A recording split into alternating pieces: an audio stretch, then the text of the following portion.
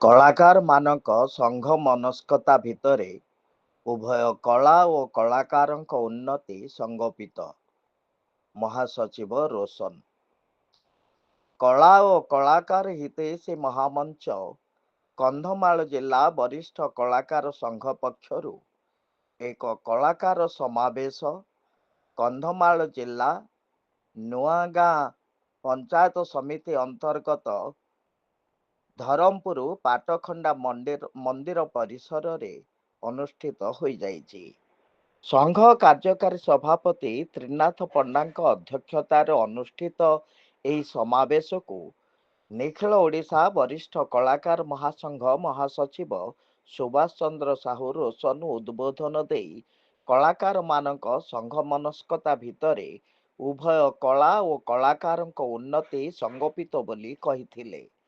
ମହାସଂଘ କୋଷାଧ୍ୟକ୍ଷ ମହେନ୍ଦ୍ର କୁମାର ସାହୁଙ୍କ ସମେତ ଶବର ପାତ୍ର, ସନ୍ନ୍ୟାସୀ ବାଘ, କରୁଣାକର ଦିଗାଳ ପ୍ରମୁଖ ଅତିଥି ଭାବେ ଯୋଗଦେଇ କଳାକାର ଜନ୍ମର ମହନୀୟତା ସମ୍ପର୍କରେ ଆଲୋକପାତ କରିଥିଲେ।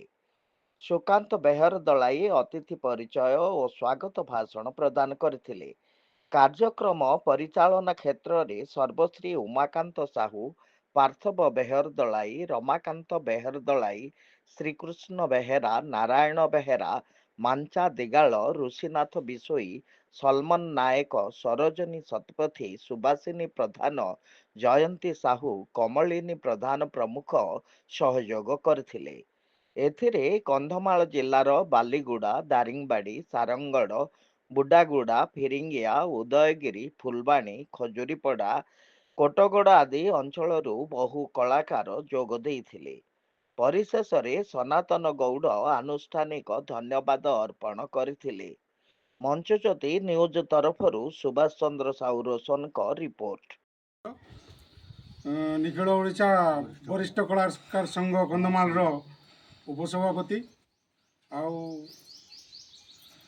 ଆଜି ଆମ ଗଣରେ ଆସି ପହଞ୍ଚିଛନ୍ତି ସୁଦୂର ବ୍ରହ୍ମପୁର, ଯିଏକି ନିଖିଳ ଓଡ଼ିଶା ବରିଷ୍ଠ କଳାକାର ସଂଘର ମହାସଚିବ ସୁଭାଷ ଚନ୍ଦ୍ର ସାହୁ ଆଜ୍ଞା।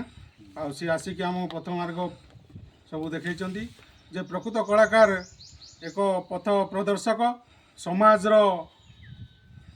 ସମସ୍ତ ଦୁର୍ଗୁଣ ମୁକ୍ତ ଏବଂ ସାଂସ୍କୃତିକ ଆଧାରିତ ସବୁ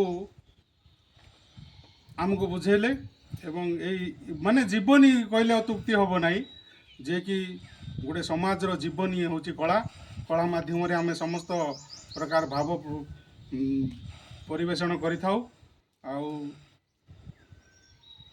এই ପ୍ରକାର ମାର୍ଗରେ ଆମକୁ ବୁଝାଇଛନ୍ତି ଆଉ ସେଥିପାଇଁ ସେ ଆଜ୍ଞାଙ୍କୁ ଆମେ ବିଶେଷ ଧନ୍ୟବାଦ ଦେଉଛୁ। ଜୟ ଜଗନ୍ନାଥ।